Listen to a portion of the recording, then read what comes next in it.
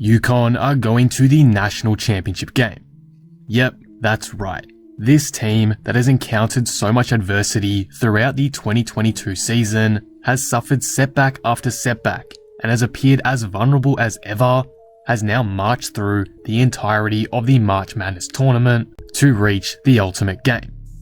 I'll do a big breakdown of the championship game between UConn and South Carolina in the coming days, but for now, let's discuss what happened in today's action, because we just witnessed an absolute dogfight between UConn and Stanford. Before we start, if you're new here and enjoy the video, be sure to subscribe for more basketball content like this. We're so close to 2,000 subscribers, so all support would be greatly appreciated. Anyway, with that being said, let's talk about this great Final Four game.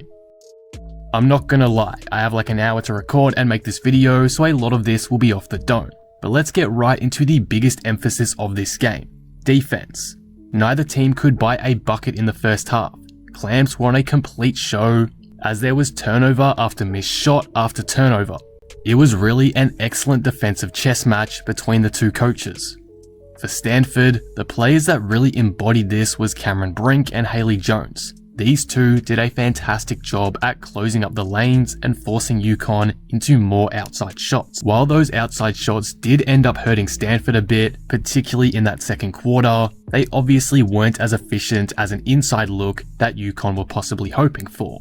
So this was a really solid and sound defensive game plan to begin the game from Stanford. As for UConn, they were superb in all areas defensively.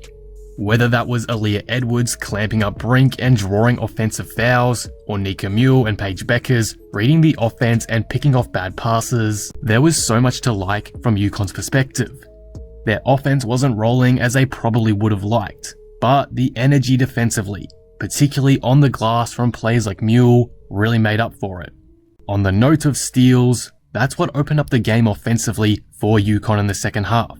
Their defense led into their offense, to put it simply, and that was an advantage they were able to take to the end of the game. With that said though, let's now discuss some players that were great from both teams today. Starting with UConn, while Paige Beckers didn't punish the scoreboard like she did against NC State, I think this was arguably her best passing game since coming back from an injury. She was making some beautiful passes and it was annihilating the Stanford defense in patches. One pass in particular, which unfortunately wasn't an assist in the end, but was so beautiful and pinpoint, I just have to show you now. This whip pass right here from Paige to Williams is incredible. There's rarely any NBA players that can pull that off, let alone NCAA players. It reminds me of a player like Josh Giddey or Luka Doncic, a player that can bend the defense with their gravity and free up shooters like Kristen Williams here in the corner. The degree of difficulty and precision required to make that a good pass is extreme, and Paige does it so nonchalantly that it leaves the Stanford defense in complete disarray. It's insane stuff.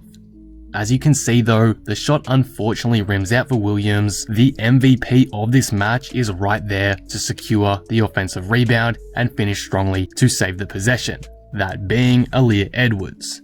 Edwards was the best player on the floor today, even though she got into a bit of foul trouble. However, she stayed strong on the glass and wouldn't let up defensively, even drawing a charge down the stretch on Haley Jones that all but secured UConn's spot in the championship game.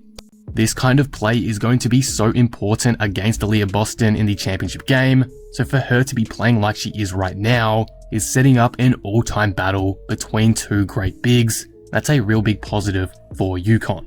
Same goes for Nelson Ododa. She too was in foul trouble early, but stood up big time under the ring, crashing the glass with energy all night long. Sometimes Ododa has tended to be a bit soft down low, but not tonight. Her shot making from the perimeter was also a big help. Stanford were leaving her pretty wide open, and she made the most of her free space out at the top of the key. Moreover for these two, not allowing Stanford to win the rebounding battle was massive. It was a key to winning this game in my view, and UConn made a statement about doing so tonight. I also have to give a lot of credit to Nika Mule tonight as well. Auriemma finally played her in some more minutes tonight. That was a fantastic idea, as she finished the match with 8 rebounds and some great defensive moments, her heart and hustle was fully on display again. As an undersized guard, 8 rebounds is insane. I genuinely cannot credit the effort of Nika Mühl any more than I do already. She is seriously such an impactful player, and it's great to see her get more minutes like she did today. Finally, I'll shout out Avina Westbrook. Her big time shot making in the third quarter was huge for UConn in staying on top of this game. It forced Stanford to adjust, keeping them on their heels, and those 3 3-pointers in quick succession was a major difference maker for the Huskies tonight. Obviously though, not all the love can just go to UConn, as though Stanford lost, many of their own players were brilliant in their own right. The Haley Jones and Cameron Brink connection was elite. It kept Stanford in the game late, and their ability to recognize when to attack UConn's bigs or mismatches was absolutely key to keeping this game competitive from their point of view. Their footwork in the low post was almost unstoppable, particularly for Brink, who finished this match with 15 points on elite efficiency.